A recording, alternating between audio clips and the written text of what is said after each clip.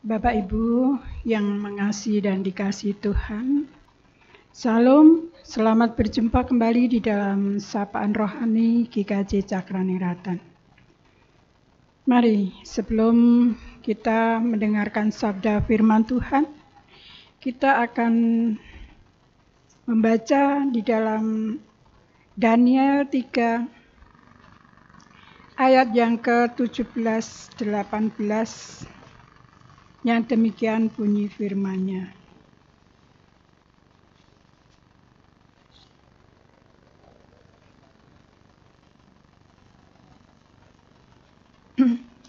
Jika Allah kami yang kami puja sanggup melepaskan kami, maka Ia akan melepaskan kami dari perapian yang menyala-nyala itu dan dari dalam tangan-Mu ya Raja. Tetapi seandainya tidak, hendaklah Tuanku mengetahui ya Raja, bahwa kami tidak akan memuja dewa Tuanku dan tidak akan menyembah patung emas yang Tuanku dirikan itu. Sebelum menggumuli firman Tuhan, kita akan berdoa terlebih dahulu. Tuhan yang boleh kami sapa Bapa di dalam Tuhan kami Yesus Kristus. Segala puji, hormat, syukur kami naikkan kepadamu Bapa, atas segala pemeliharaan-Mu di dalam setiap langkah hidup kami. Engkau memberikan kami kekuatan, kesehatan, dan kecukupan di dalam setiap kebutuhan kami. Pemeliharaan-Mu sungguh kami rasakan dari hari ke hari. Demikian juga pada saat ini Bapa, kami hendak menggumuli sabda firman-Mu. Kiranya Allah Roh Kudus berkarya di dalam setiap hati kami, sehingga firman-Mu ini boleh menjadi kekuatan di dalam hidup kami dan di dalam iman percaya kami kepadamu. Terima kasih Bapa, ampunkan jika ada dosa terselip di dalam hidup kami dan di dalam kami berdoa. Amin. Bapak Ibu yang dikasihi dan mengasihi Tuhan, firman Tuhan yang hendak kami gumuli pada saat ini, kami beri tema belajar percaya sepenuh hati. Belajar percaya sepenuh hati. Seringkali kita sebagai orang-orang Kristen disebut juga orang percaya.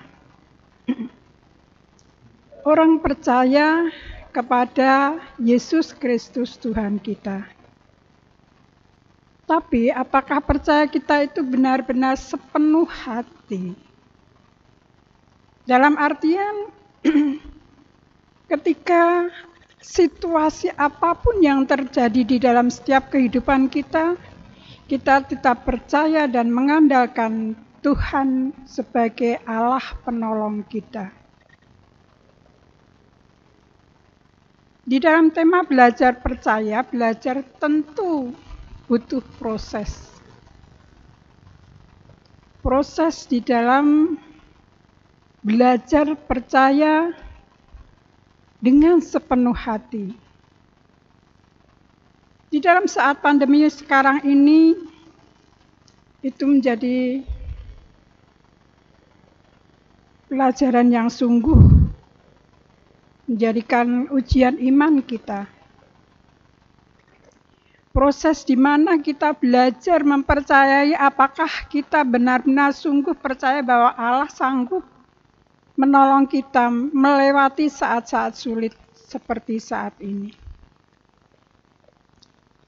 Belajar butuh proses-proses juga bisa melalui ujian-ujian iman kita, proses kehidupan kita, bisa juga melalui orang-orang yang kita lihat ataupun kesaksian-kesaksian daripada mereka-mereka yang pernah mengalami kesulitan dan terbebas dari kesulitan itu oleh karena pertolongan Tuhan.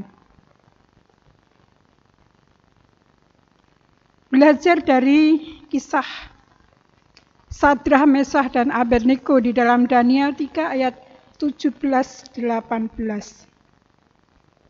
di mana ketika orang muda ini diperhadapkan dengan suatu ujian yang sangat berat di dalam iman percaya mereka kepada Allah. Ketika Raja Nebukadnezar menghendaki orang-orang muda ini untuk menyembah kepada patung yang dibuat oleh Nebukadnezar. Dan apabila mereka tidak mau menyembah patung itu, mereka akan dimasukkan di dalam perapian yang menyala-nyala. Tetapi apa yang menjadi jawab dari ketiga orang muda ini, Sadrah, Mesakh, dan Abednego? Tetapi seandainya tidak, artinya seandainya tidak, Allah membebaskan mereka dari perapian itu. Hendaklah Tuanku mengetahui ya Raja bahwa kami tidak akan memuja dewa Tuanku dan tidak akan menyembah patung emas yang Tuanku dirikan itu. Maaf, saya ulangi dari ayat 17.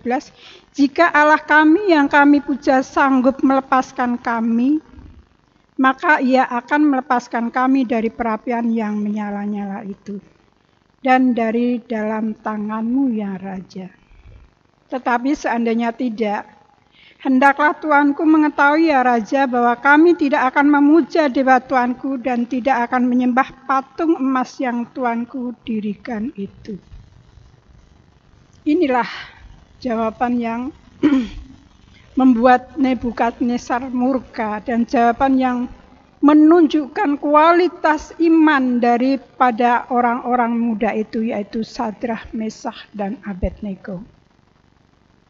Apapun tantangan yang dihadapinya, meskipun harus dimasukkan di dalam perapian yang menyala-nyala, namun mereka tidak akan digoyahkan.